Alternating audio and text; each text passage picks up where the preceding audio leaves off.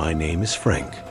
I'm 64 years old, and for the last 6 years of my working life, my job was to watch a building breathe. That's really the only way I can describe it. I was the sole night shift security guard at the Omnicorp Tower downtown. 40 stories of brand new state-of-the-art glass and steel, and at night, it was mine. All mine. Most people, I think, would find a job like this mind-numbingly boring.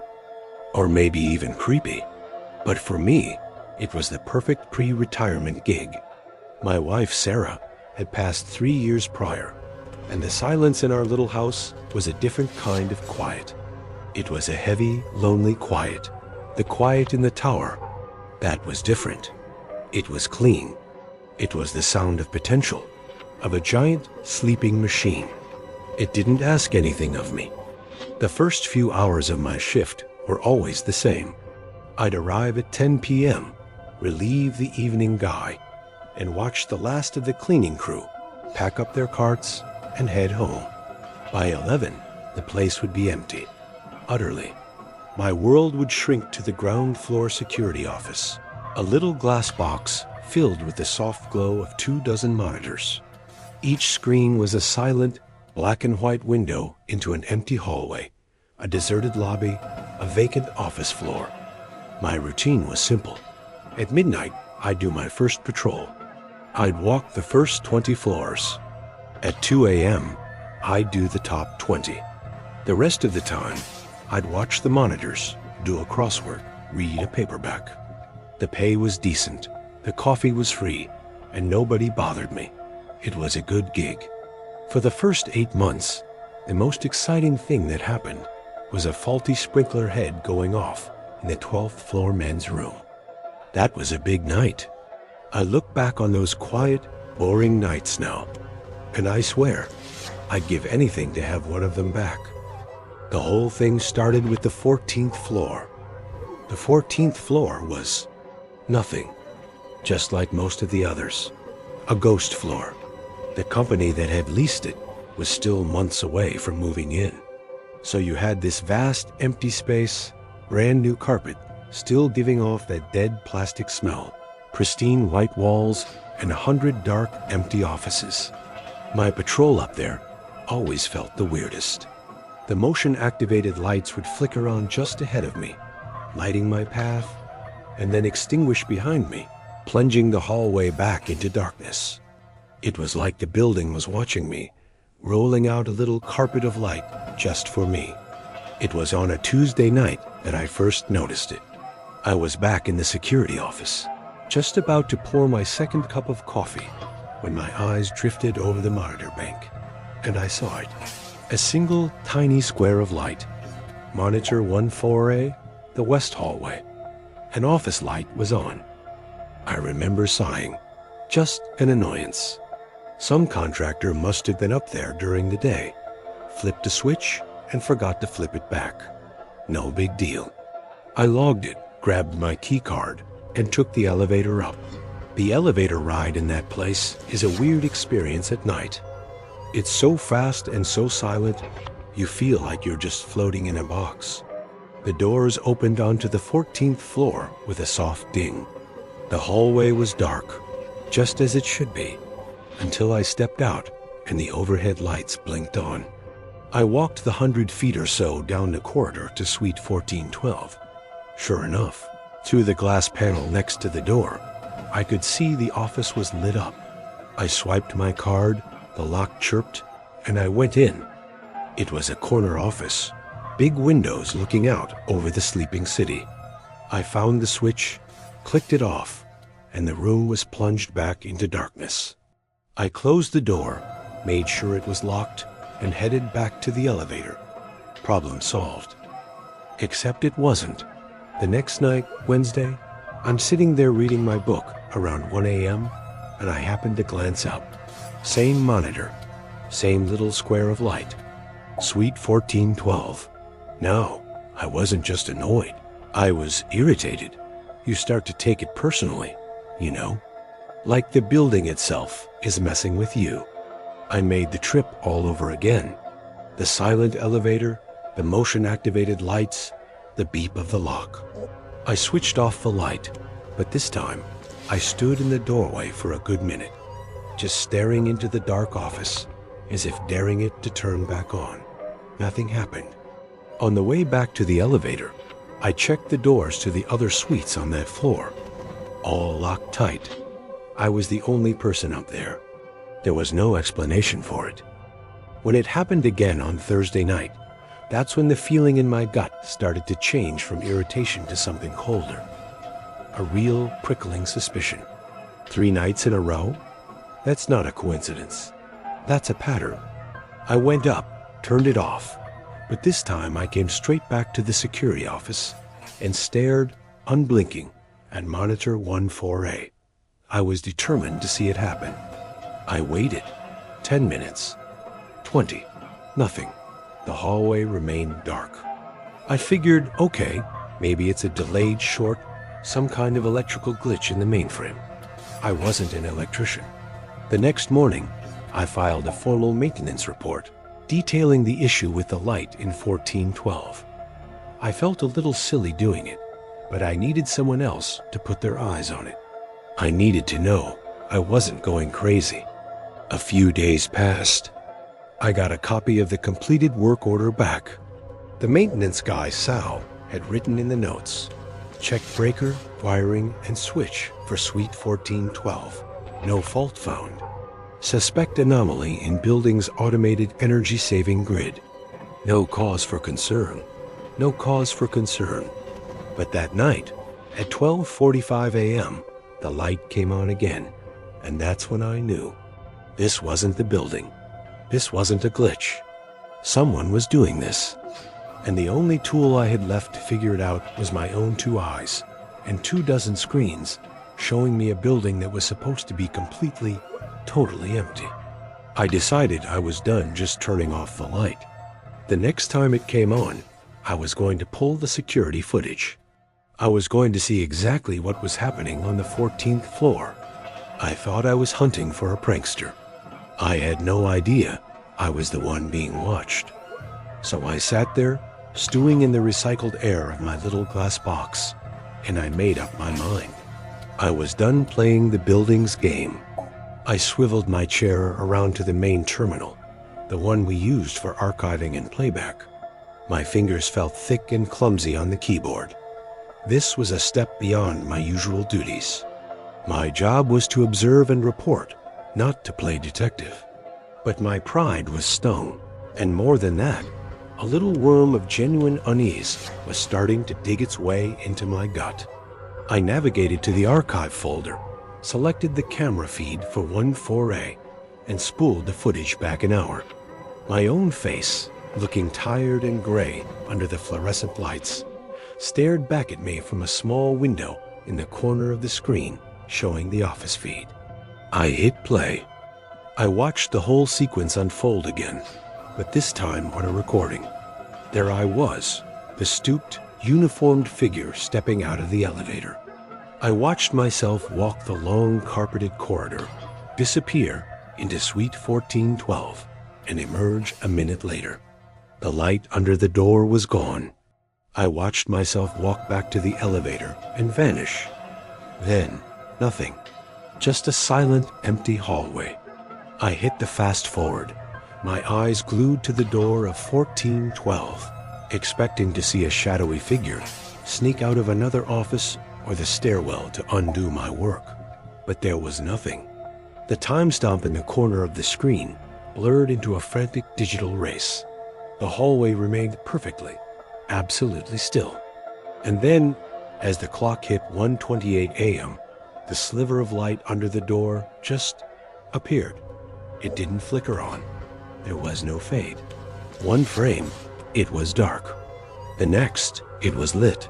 I leaned back, my chair groaning in the silence. It made no sense. It was impossible. My mind was scrambling for a rational explanation. A timer. It had to be a sophisticated timer wired into the switch. But why? Why go to all that trouble just to turn on a light in an empty office? It felt like a prank, but a deeply elaborate and pointless one. Frustrated, I decided to watch it one more time at normal speed. I wasn't looking for a person anymore. I was looking for, I didn't know what. I just watched. I put the cursor right at the moment I left the hallway, and I let it play. My eyes drifted from the door to the digital clock in the corner of the screen. 1 hour 17 minutes and 2 seconds. 1 hour 17 minutes and 3 seconds. 1 hour 17 minutes and 4 seconds. And then it happened. It was so small, so insignificant, that I almost missed it. A flicker, a visual hiccup, a tiny, almost subliminal jump in the image. My brain registered it before I consciously understood it. I felt a jolt, a sudden electric shock of pure adrenaline. What the hell was that? I whispered to the empty room. My hand, trembling slightly, grabbed the mouse. I rewound the footage 10 seconds. I leaned in so close my nose was almost touching the screen. My eyes locked on the timestamp. I played it again. 1 hour 17 minutes and 3 seconds. 1 hour 17 minutes and 4 seconds jump. 1 hour 17 minutes and 9 seconds. My heart stopped. It skipped 5 seconds. 5 entire seconds had vanished from the recording. They were just gone, snipped out of time, as neatly as if with a pair of scissors. A wave of ice-cold dread washed over me, so potent it made me feel nauseous. This wasn't a glitch. Glitches don't edit footage. Glitches don't surgically remove 5 seconds of reality. This was deliberate. This was high-tech. This was a loop. The truth of it crashed down on me with physical force. I was watching the recording. For how long? I didn't know. But every night, after I went up to turn off that light, someone somewhere was activating a pre-recorded loop of that empty hallway to cover their tracks. That light turning on wasn't the event itself. It was the signal. It was the all clear. It was bait, designed to get me up there and out of the way, and to reassure me when I looked at my monitor that everything was normal. My safe, quiet, empty building was no longer empty. And I was not safe. My entire security system, my eyes and ears, was a lie. To be sure, I did one last test. I brought up the live feed for the 13th floor lobby, right next to the 14th floor feed. I watched the 2 timestamps. The clock on the 13th floor feed ticked by normally. The one on the 14th floor feed was a perfect 5 seconds behind. It was real. The implications started flooding in, each one more terrifying than the last. Who had this kind of skill? And what in God's name were they doing on that empty floor that required this level of deception? My mind reeled. Were they still up there? Right now? As I sat there staring at a 5-second-old image of an empty hall, were they walking around freely, doing what? I felt a sudden, terrifying sense of exposure. They could probably see me, sitting in my little glass office on their own monitor. They knew I was the only guard. They knew my routine. They had been studying me. That wasn't just a light switch they were flipping. They were playing me. The silence of the tower, once a comfort, was now a suffocating, menacing presence. Every hum of the server banks, every distant click of the building's havoc system was a potential footstep. I was no longer the watchman. I was a rat in a maze, and someone else was holding the map. My hand shook as I reached for the phone. My training, my common sense, everything screamed at me to call the police. But my eyes darted to the key rack on the wall. The master key. The key to the service elevator. Some stupid primal part of me, born of fear and a terrifying surge of anger, needed to see. It needed to know who was in my building. Protocol is a funny thing. It's a warm blanket on a cold night. A set of rules that tells you exactly what to do so you don't have to think. And my protocol, my training, my own common sense was screaming at me. Call 911. But my hand wasn't on the phone. It was on the master key for the service elevator. What was I going to tell them? That a light was on? And that a video was 5 seconds late? They'd think I was a crazy old man. No, I needed something real. I needed proof. I needed to see. It was a stupid, reckless decision, the kind of choice you see a teenager make in a horror movie. But in that moment, in my little glass box, it felt like the only choice I had. My building had been violated. My sanctuary had been turned into a lie, and I felt a hot surge of anger that burned away some of the fear. I grabbed my maglite, the big 4-cell one, made of heavy aluminum, and clipped the keys to my belt. I walked out of the security office, my footsteps echoing in the cavernous main lobby. I didn't take the main elevators. Those were for guests. If he was watching, that's what he'd expect.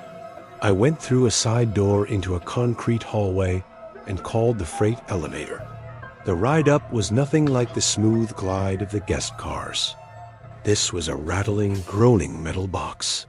The gears whined, the cables creaked. With every shudder, I imagined him waiting for me, listening to the noise, knowing I was coming. But I didn't hit the button for 14. That was also what he'd expect. I hit 15. The doors rumbled open onto another dark, identical floor. I slipped out and went straight for the emergency stairwell. The air in the stairwell was cold and dead. The only sound was my own breathing, loud and ragged in my ears, and the soft scuff of my shoes on the concrete steps. I took them one at a time, my hand gripping the cold metal railing. When I reached the landing for the 14th floor, I stopped. My heart felt like it was going to punch its way out of my chest. I put my ear to the heavy steel fire door. Nothing. Slowly, carefully, I pushed the handle down and opened the door just a crack. The hallway, with its motion-activated lights, was dark. But at the far end, just as I knew it would be, was a thin, perfect line of light spilling from under the door of Suite 1412. And I could hear something. A faint, rhythmic sound. A soft scraping. I slipped through the door, letting it close silently behind me, and flattened myself against the wall. The overhead lights didn't come on. The sensors were too far down the hall. I was in the dark, and he was in the light. That was my only advantage. I crept along the wall, my back sliding against the cool drywall. Scrape. Pause. Scrape. The sound got louder as I neared the suite. I finally reached the narrow glass panel beside the door, my body trembling, and I forced myself to look. There was a man inside, his back to me. He was wearing the gray uniform of the building's engineering staff. He had a utility panel open in the wall, a mess of wires and conduits exposed. And as he shifted, I saw his face in profile. My stomach dropped. It was Dave. Dave, the lead engineer. The quiet, friendly guy who always asked about my grandkids. He was focused, his face slick with sweat, prying at something inside the wall with a small crowbar. I think I made a sound, a gasp, a choked breath. It was barely audible, but in the dead silence of that floor, it was like a gunshot. Dave froze. The scraping stopped. I saw his shoulders tense. He didn't spin around. He just stood there motionless for what felt like an eternity. And then, with a horrifying slowness, he began to turn his head. He turned until his eyes were looking directly back towards the door, directly at the glass panel, directly at me. There was no surprise on his face, no shock, just a flat, tired, profound annoyance. It was the look of a man whose delicate, important work had just been interrupted by a cockroach. He let the crowbar fall to the carpet with a soft thud and started walking towards the door. I didn't think. I just ran. I turned and sprinted down the dark hallway, my feet pounding on the carpet. I heard the click of the office door opening behind me as I fumbled for the stairwell door. I wasn't going to make it. He was younger, faster. I heard his footsteps behind me, closing the distance. I abandoned the stairwell and hooked a sharp right, diving into the pitch-black entrance of an adjacent empty office suite. I scrambled behind a large executive desk left by the construction crew. Crouching down, my body shaking uncontrollably. I could hear him enter the suite, his footsteps slow, confident. He was hunting me. The only light was the faint glow from the hallway. I could see his silhouette moving, a dark shape against the lesser dark. He was breathing heavily, a low, menacing sound. "Frank," he whispered. His voice was calm. It was the calmest thing I had ever heard, and it was the sound of my own death. "Don't make this difficult, Frank." I squeezed my eyes shut, my mind racing. Then I remembered the maglite clutched in my hand. It wasn't a gun, but it was heavy, and it was bright. I waited, listening to his footsteps circling the desk. When his shadow fell over me, I knew he was right there. I exploded up from behind the desk, screaming, and jammed the button on the maglite. A blinding beam of white light hit him square in the face. He cried out, stumbling back, his hands flying up to shield his eyes. In that split second, I shoved the heavy desk with all my strength. It slid a few feet and caught him in the legs, sending him sprawling to the floor. I didn't wait to see what happened. I ran out of the suite, and as I burst back into the hallway, I acted on pure instinct. I slammed the heavy office door shut, and with a trembling hand, I swiped my master keycard over the lock. The lock chirped and flashed green, then red. He was locked in. I ran for my life. I didn't take the stairs. I hammered the button for the main elevator, praying it would come, listening for the sound of him breaking down the door. The elevator arrived with its cheerful ding, and I have never been so happy to hear a sound in my life. I got to the ground floor, burst into my office, and finally called 911. My voice was a hysterical, babbling mess. When the police arrived, the building came alive with noise and flashing lights. We all went up to 14. Dave was just sitting in the office, waiting. The fight was gone out of him. He knew it was over. The police opened the utility panel he'd been working on. The smell? I will never forget that smell as long as I live. They found his partner in there. The man had been missing for weeks. Dave had killed him over some stolen patent, and he'd been using his intimate knowledge of the building and its systems to come in every night to slowly, piece by piece, entomb the body behind that wall. He was hiding a grave in the heart of a skyscraper. I gave my statement as the sun came up, watching the crime scene vans pull up outside the beautiful glass lobby. I went home, packed up my locker the next day, and never set foot in that building again. The quiet in my little house doesn't feel lonely anymore. It feels safe. But sometimes, when it's late, I'll look at the skyline of the city, at all those little squares of light in the tall, dark buildings, and I wonder what else is hiding behind the walls.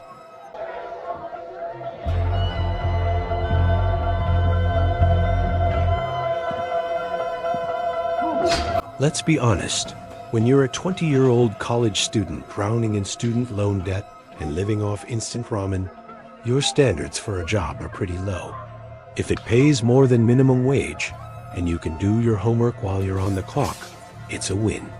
So when I landed the weekend night guard gig at the Westgate Galleria, I thought I'd hit the jackpot.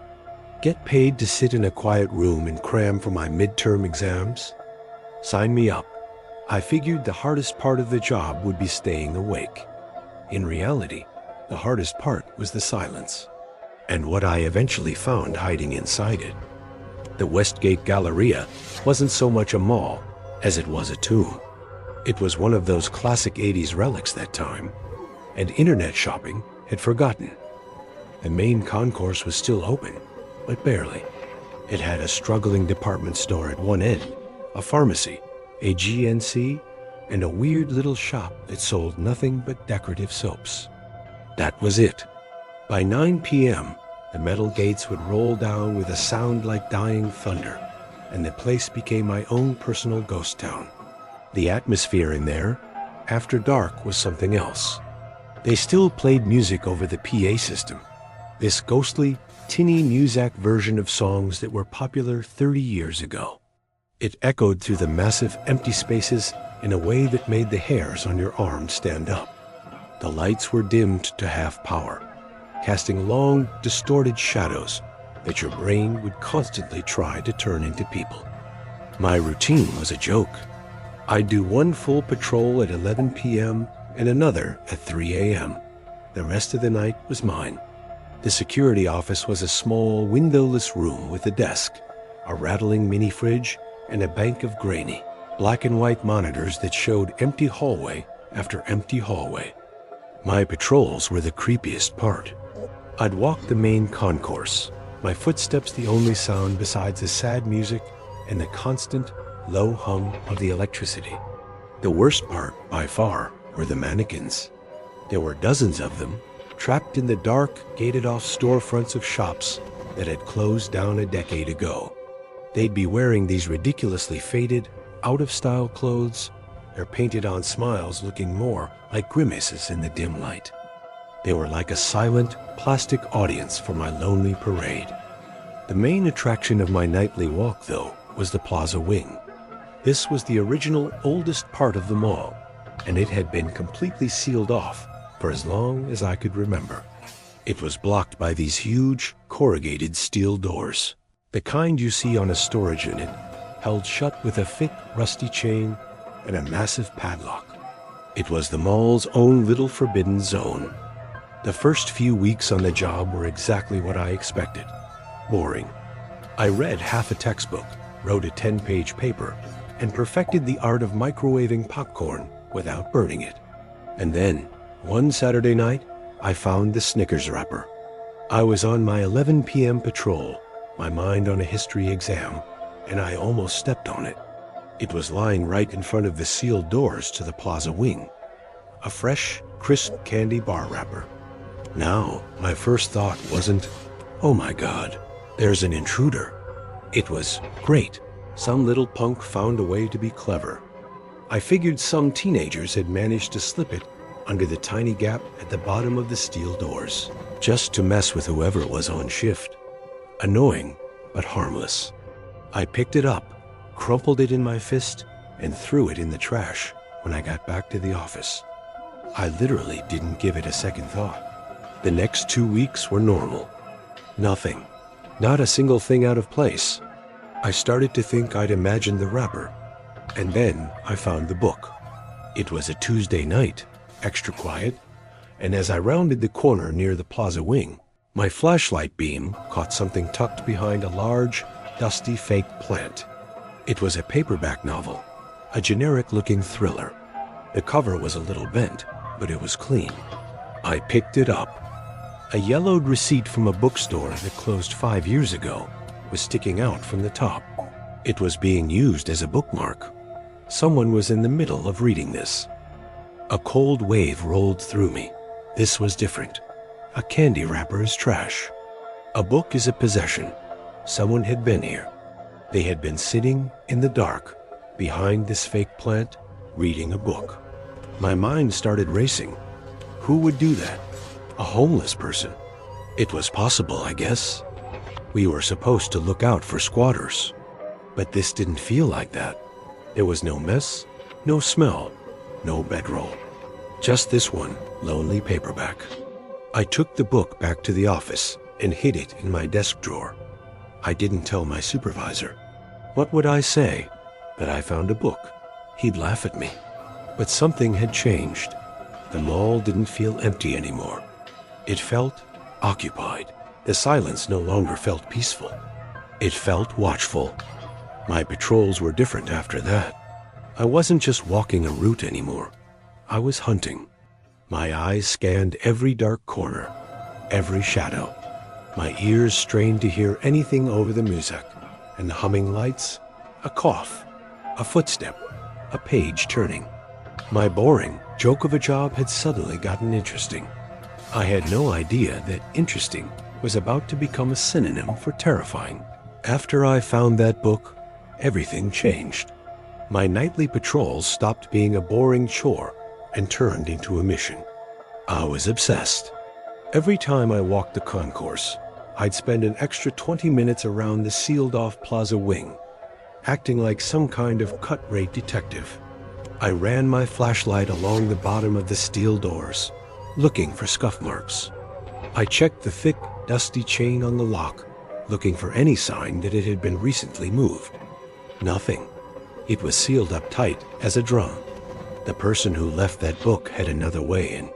I just had to find it. The mall felt different to me now. During the day, it was just a sad, dying place. At night, it felt like a gigantic sleeping creature, and I was convinced someone else was awake in the house with me. After a few nights of finding nothing, I decided I had to tell my supervisor, Stan. Stan was a classic rent-a-cop lifer. Overweight, perpetually annoyed, and powered by cheap coffee and donuts. I caught him during his shift change. I showed him the book. He barely glanced at it. "So what?" he grunted. "Someone left a book." I told him about the wrapper, about the feeling I had that someone was living in the sealed-off wing. He just sighed, this big, put-upon sound. "Look, kid," he said, "corporate doesn't want a big deal made out of this. We get squatters. It happens. If you really think someone's in there, find them and kick them out. Don't call the cops unless they give you trouble. We don't need the paperwork." And that was it. No backup, no concern. Just a tired, middle-aged guy telling me to handle it. But in a way, it was exactly what I wanted. It was a green light. That night, my search got serious. I was done just looking around the doors. I started thinking about the structure of the building itself. Maintenance shafts, rooftop access, and then I saw it. I'd walked past it 100 times, but I'd never really looked at it. A large, square air return vent on the wall, about 10 feet to the left of plaza wing doors. It was old, painted the same bland beige as the walls, and covered in a thin layer of grime. But as I got closer and shined my flashlight on it, I saw something. The grate was held in place by 6 flathead screws. 4 of them were caked in layers of paint and dust, but 2 of them, the ones on the bottom, were clean. The paint around their edges was chipped, and the metal of the screw heads had fresh-looking scratches on it. My heart started hammering. This was it. This had to be it. I practically ran back to the security office, my mind racing. I grabbed a multi-tool from the emergency kit, my hands shaking so bad I could barely get the screwdriver bit out. This was a clear line I was about to cross. I was no longer just patrolling. I was actively breaking into a sealed part of the property, but I didn't care. I had to know. Back at the vent, the screws came out easier than I expected. With the last one out, I carefully pulled the heavy metal grate away from the wall and set it down without a sound. A wave of cold, stale air washed over my face. It smelled like dust and decay. The inside of the shaft was pitch black. I pointed my phone's flashlight into the void. It was a big, rectangular shaft, maybe 4 feet high, just big enough to crawl through. And the bottom of the shaft was scuffed clean in a narrow line, a clear path through the thick dust. There was no turning back now. I took a deep breath, squeezed myself through the opening, and crawled into the darkness. It was immediately claustrophobic. The metal walls were cold and close, and the sound of my own crawling echoed weirdly around me. I was terrified of my phone dying, leaving me blind in this metal tomb. I crawled for what felt like forever, my knees aching, following the path in the dust. After maybe 50 or 60 feet, the shaft opened up. I shined my light around and saw another vent grate, this one pushed to the side from within. I clumsily pulled myself through the opening and dropped into the blackness, landing with a soft thud on a concrete floor. I was in a small maintenance closet, and I was inside the plaza wing. I pushed the closet door open and stepped out. The silence hit me first. It was total. The ghostly muzak from the main mall didn't reach here. It was a dead, heavy silence that felt like it was pressing in on my eardrums. I was standing in a place that hadn't seen a living soul in years. The air was cold and still. I swept my flashlight beam across the scene. It was a time capsule. I was in the concourse of a mall from 1985. The storefronts had these geometric pastel logos. A huge dead fountain, its basin filled with dust and old leaves, sat in the center of the floor. I walked deeper in, my light cutting a path through the gloom. I passed a video arcade, the hulking machines standing in silent rows like coffins. I saw a clothing store, its sun-bleached posters showing models with feathered hair and shoulder pads. And everywhere, on everything, was a thick, undisturbed layer of gray dust. Well, almost undisturbed. Because right there, in the middle of it all, was a single clear trail of footprints. The trail was my only guide.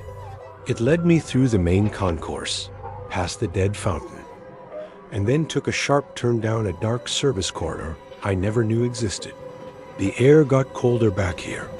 The trail led me to the back of what must have been a huge old department store, a forgotten stockroom filled with empty skeletal shelves. The footprints ended at a blank section of drywall, a dead end. I ran my hands along the wall. It felt normal, but as I pushed against it, my hand went right through. It wasn't a wall. It was a cleverly disguised canvas sheet, painted to look like the wall around it. And behind it, there was a door, a real solid door with a simple knob. My hand trembled as I turned it. It swung open without a sound into a small, windowless room. The room was lit by a single battery-powered lantern. There was a cot, shelves stacked with canned food, and a neat pile of books. And sitting on the cot, staring at me with the biggest, most terrified eyes I had ever seen, was a woman. She was pale and painfully thin. I opened my mouth to say something. Security. Are you okay? I don't even know what. But before I could speak, she lunged forward, not at me, but towards me, her eyes wild with panic. She put a trembling finger to her lips and then to mine.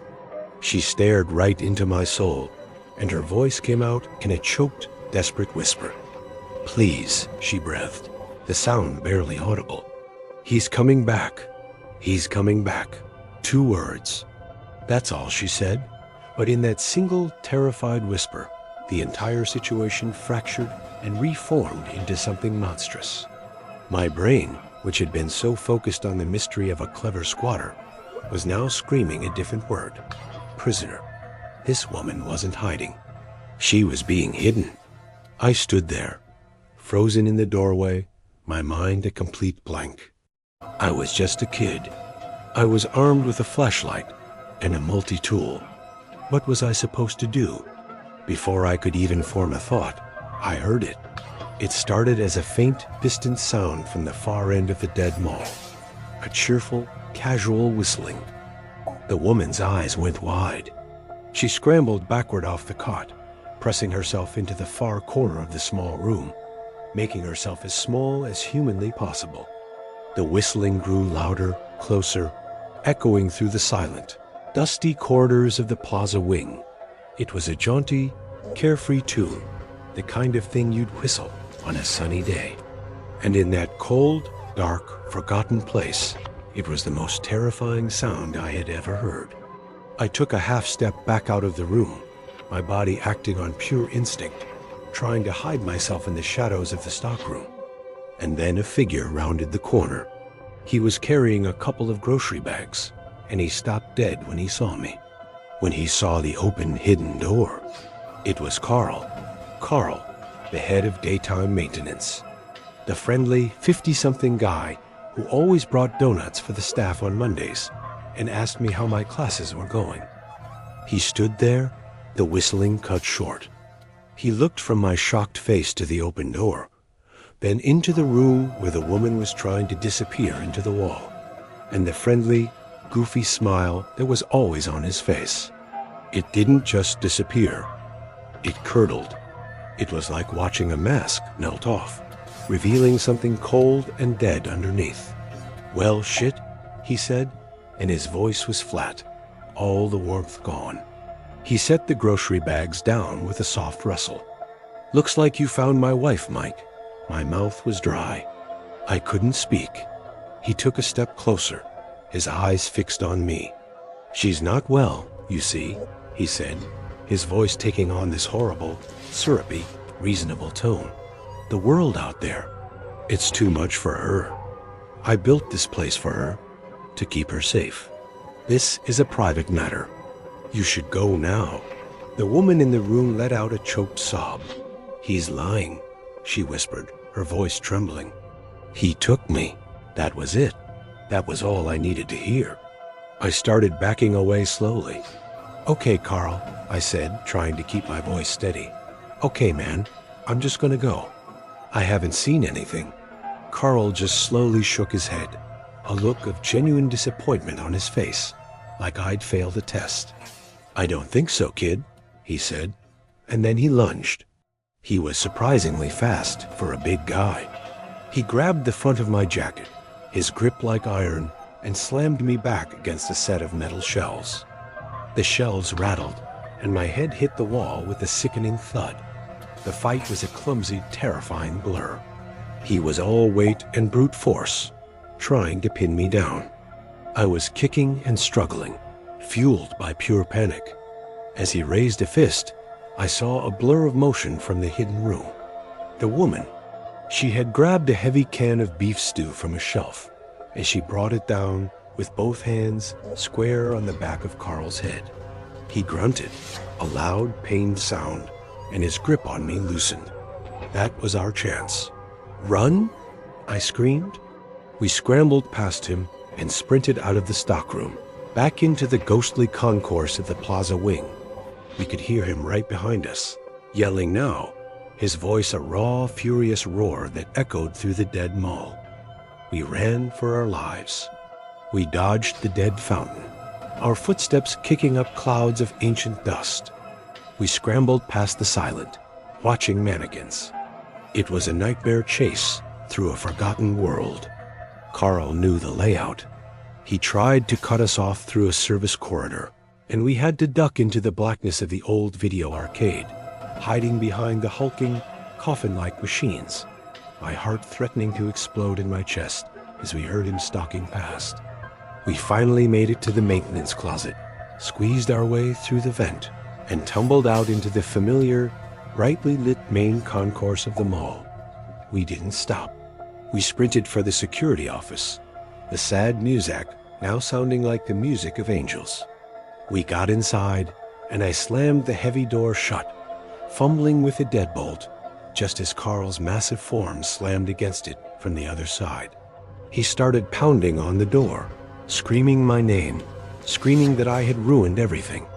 While he raged, I was on the phone to 911, my voice a hysterical, broken mess, trying to explain the impossible truth of what I had found. The next 10 minutes were the longest of my life. But then I heard it. The beautiful, beautiful sound of sirens, growing closer and closer. The pounding on the door stopped. The mall was suddenly flooded with flashing red and blue lights and the shouts of police officers. It was over. The story came out over the next few days. The woman was Sarah, a librarian who had vanished from a town 30 miles away nearly 5 years earlier. Carl had been a patron at her library, had become obsessed with her, and had finally abducted her. He used his unrestricted access and knowledge of the mall to build her a prison, hiding her in plain sight. I was hailed as a hero, but I didn't feel like one.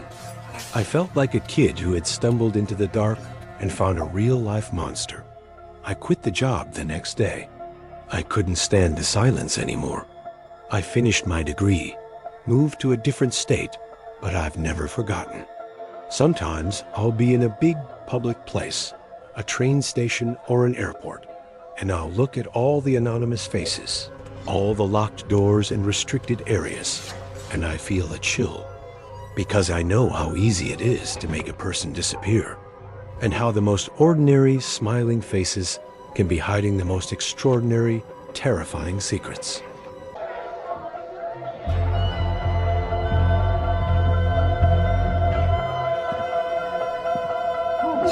You never take a job like this because it's your passion. You take it because you need it. I was 22, had just dropped out of community college, and my car's transmission was on its last legs. The ad for night security at Cineco Industrial Works promised good pay and steady hours. I didn't care that it was in the middle of nowhere or that the shifts were from 10 p.m. to 6 a.m. I just needed the paycheck. I had no idea what I was really signing up for. I had no idea that my orientation would be a week-long private lesson in the art of making a man disappear. Cineco is a monster of a place. By day, I'm sure it's a beehive of activity, with trucks and workers and the roar of machinery. But at night, it's a different world. It's a silent, steel jungle that stretches for acres under a starless, chemical sky. A labyrinth of pipes twisting like metallic intestines, massive storage tanks that look like sleeping giants, and warehouses the size of airplane hangars. My job, for the first week, was to ride shotgun with my trainer. And my trainer was Al. Al was exactly the guy you'd picture for a job like this. He must have been in his late 50s, with a face like a worn-out leather glove and a cloud of stale cigarette smoke that followed him like a loyal pet. He moved with a slow, deliberate energy, like he hadn't been in a hurry in 30 years. He was my guide to this strange, dark kingdom. Our vehicle was a beat-to-hell Ford Ranger with a yellow security light on top and a suspension that complained about every pothole. For 8 hours a night, we'd just drive. We had a set route that took us along the perimeter fences, through the maze of processing units, and past the cavernous, silent warehouses. Al would point things out in the sweep of the headlights. That's tank 7. Check the pressure gauge. Should be in the green. This is the east gate. Make sure the lock's still tagged. It was simple stuff. Most of the time, though, we just drove in silence, the only sounds being the rattling of the truck and the occasional static-laced check-in on the radio. The loneliness out there is thick enough to choke on. You feel like you're the last two people on Earth. And I guess to pass the time, Al liked to tell stories. The first couple of nights, it was standard-issue spooky stuff. He'd point to a dark warehouse and talk about a guy who worked there, who saw shadow people in the rafters. He'd kill the engine by the chemical tanks and tell me that on quiet nights, you could hear a child crying on the wind. It was creepy, sure, but it felt like part of the job description. The old-timer hazing the rookie. I'd just nod along, trying to act tougher than I was. But there was one story he kept coming back to. His favorite. The story of a foreman named Jimmy. Happened about 10 years back, Al said, his voice a low rumble over the engine's idle. Here one day, gone the next. Found him in Warehouse C. They say he slipped, fell into one of the big industrial presses. Accident. He'd always say that last word, accident, with a weird little smirk, like it was the punchline to a private joke. The first time he told it, I didn't think much of it. It was just another ghost story. But on the third night of my training, he changed the routine. Instead of heading for the south perimeter after our first check-in, he took a sharp turn down a dark, unpaved service road. Time for a little field trip, he grunted. He drove us to a massive, windowless building and killed the engine.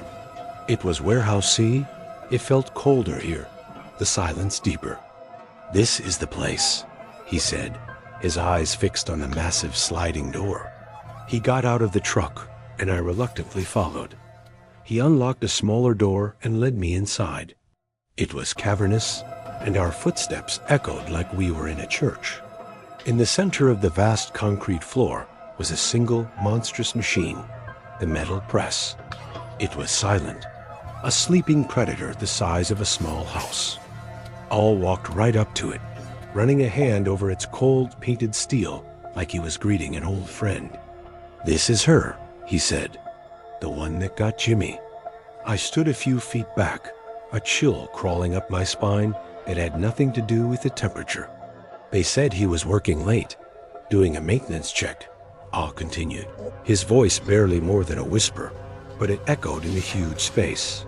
Supposedly lost his footing on the gantry up there, fell right in. They didn't find him till morning. He looked up past the machine into the darkness of the high ceiling. Thing is, he said, turning to look at me, his eyes glinting in the dim light from the open door. Jimmy was a careful guy, not the type to just slip. He then pointed up to a corner of the warehouse where I could just make out the dome of a security camera. See that? He said. That camera's been there for 15 years. But from where we're standing, right here by the control panel, total blind spot. Always has been. He winked at me, a quick conspiratorial gesture that made my stomach tighten. The way he said it, it wasn't a spooky detail in a ghost story anymore. It felt like a piece of tactical information. It felt like a lesson. I just stood there, my heart starting to beat a little faster, and I realized I wasn't listening to a ghost story. I was standing in a crime scene, and the tour guide was starting to feel a lot like the main suspect. The walk back to the truck from Warehouse C was the longest walk of my life. The air in there had been cold, but the air outside suddenly felt colder. Al didn't say another word about Jimmy. He started talking about the weather, about a football game, like he hadn't just taken me on a guided tour of a decade-old murder. That was the most chilling part, the absolute, casual normalcy of it. I just nodded and grunted in all the right places, my mind screaming. I got back in the passenger seat of that rattling truck, and for the first time, it didn't feel like a security vehicle. It felt like a cage, and I was locked in it with a predator. The next couple of nights, my orientation continued, but the subtext of everything had changed. It wasn't about the job anymore. It was about testing me. Al's lessons became darker, more specific. The following night, he took me to a different part of the plant, a noisy, humming building full of conveyor belts and packaging machinery. He led me to a large hydraulic arm that was used to stack heavy pallets. See this, Leo? He said, pointing to a yellow metal cage around the machine. That's a safety lock. Machine won't operate if the gate is open. Standard procedure. He then walked over to the control box, opened it, and pointed to a small silver relay switch. But, he said with that same damn smirk, if you wedge a piece of cardboard in this little relay here, the machine thinks the gate is always closed. He looked at me, his eyes dead serious. Useful if you need to clear a jam without shutting the whole line down. A real time saver. I just stared at him. He was showing me, step by step, how to override the very systems designed to keep people from getting hurt. He was teaching me how to make the plant's machinery kill on command. His questions got more personal, too. We'd be driving along the dark perimeter fence, the headlights cutting a lonely path through the night, and he'd just start probing. So, you got family, Leo? A girlfriend? No, sir, not right now. Good, he'd nod. Attachments make a man weak, make him talk too much. Another time, he asked me, you a company man, kid? You the type to run to the supervisor every time you see something you don't like? I remember just shrugging, trying to look nonchalant. I just keep my head down, do my job, I said. It seemed to be the right answer. He just grunted, a sound that might have been approval. I felt like every word I said was being weighed and measured. Every night was a new test, a new piece of the puzzle he was building for me. A puzzle that, when finished, spelled out the murder of a man named Jimmy. I wanted to quit. God, I wanted to just not show up the next day, but I was scared. What if he thought I was a loose end? He knew where I lived. It was on my application. The plant, as vast and terrifying as it was, started to feel like the only place I was safe from him, because at least there, I could see him. It all came to a head on Friday, the last night of my training. The air in the truck was different. The casual chatter, even the menacing stories, were gone. There was just this heavy, thick silence. Al was quiet, his eyes constantly flicking over to me, studying me. I felt like an insect under a microscope. I knew, with a certainty that made my stomach churn, that this was the night of my final exam. And just like I feared, as we finished the last of the regular patrol route, he took that same dark, unpaved road. Back to Warehouse C, he parked the truck in the exact same spot as before, facing the monolithic press. He killed the engine. The silence that flooded the cab was absolute and terrifying. He didn't get out this time. He just sat there, staring through the windshield at the dark machine. "You know," he started, his voice a low, gravelly thing. "I liked you from the start, Leo. You're quiet. You listen. You learn." He turned his head to face me, and in the dim glow of the dashboard lights, his eyes looked like black holes. The smirk was gone. "I'm gonna tell you something my old man told me. There are two types of people in this world. Wolves and sheep.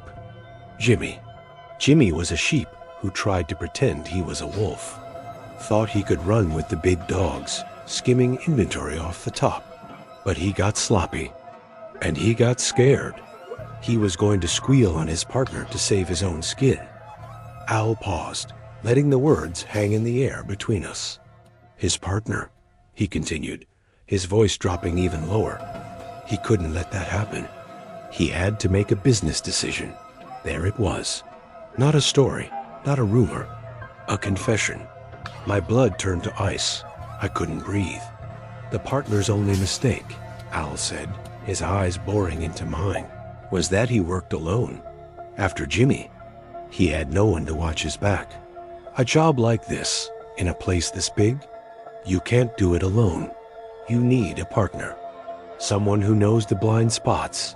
Someone who knows how to bypass a safety sensor. Someone who knows how to keep his damn mouth shut." He leaned a little closer, the smell of stale coffee washing over me. "I've been looking for a new partner for a long time, Leo. I've been looking for a new partner for a long time. Leo." The words just hung there in the suffocating silence of the truck cab. This was it. This was the final exam. My entire body went numb, a cold, prickly paralysis that started in my feet and washed its way up to my scalp. My mind was a car engine, flooded and useless. I was staring into the eyes of a killer, and he had just offered me a job. My throat was so tight, I couldn't have screamed if I'd wanted to. I knew, with the chilling certainty of a man about to die, that there was no right answer. If I said no, I was a squealer, a loose end, a sheep. I would end up like Jimmy. If I said yes, what then? I become his accomplice? Trapped in this life with this man, until the day he decided I was a liability too? Al just watched me, his expression unreadable, waiting.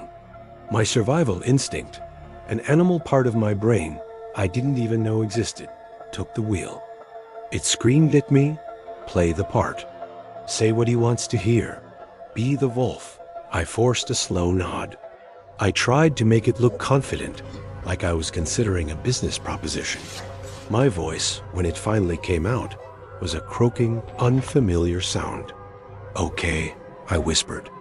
Then I cleared my throat and tried again, forcing some steel into it. "Okay, Al, I'm in." Al's face didn't break into a smile. It just relaxed, a subtle loosening of the tension around his eyes. But I knew I couldn't just leave it at that. I had to buy myself time, create an opportunity.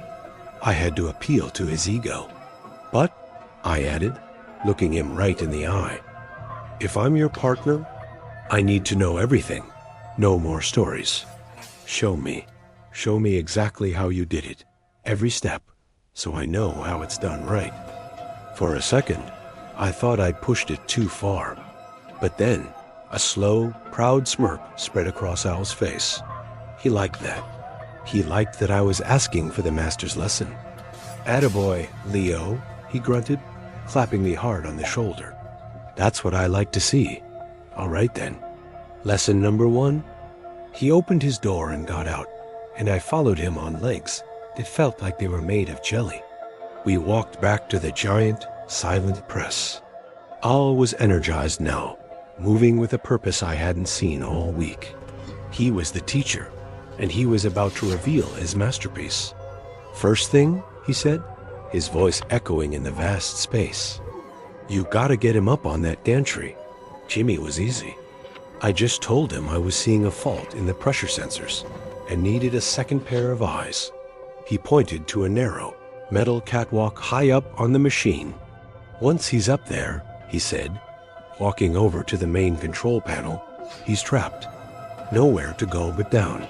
He flipped open a metal cover on the panel, revealing a set of toggle switches. "This here is the key. The manual override for the hydraulic pressure. You hit this, and all those fancy safety sensors mean jack squat." He was reenacting it for me, step by step. His voice was calm, instructional. He was giving a seminar on murder. As he spoke, my eyes were darting everywhere, frantically scanning the dark warehouse. I was looking for an exit, a weapon, anything. My mind was cataloging every lesson he'd ever taught me.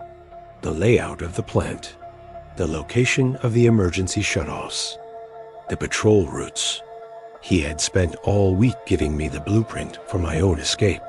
"The blind spot is key," he was saying, gesturing back toward the security camera. "You make your move here, and as far as the tapes are concerned, you were never even in the building." He finished his explanation and turned to me, a look of grim satisfaction on his face. "And that's it. Clean. Simple. A tragic accident." He extended his hand. "Welcome to the pack, Leo." I stared at his outstretched hand. This was the moment. It was now or never. I couldn't shake that hand. I couldn't get back in that truck. I took a deep breath, and instead of taking his hand, I shoved him.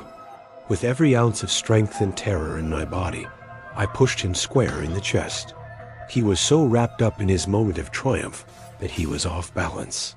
He stumbled backward with a cry of shock and rage, tripping over a coil of cables and crashing to the concrete floor. I didn't wait to see if he was getting up. I ran. I sprinted for the door, my heart exploding in my chest. "You're dead, you little bastard." He screamed behind me, his voice echoing with pure fury. I burst out into the cold night air and ran into the labyrinth of the plant. The chase was on. I could hear him behind me, his heavy boots pounding on the gravel.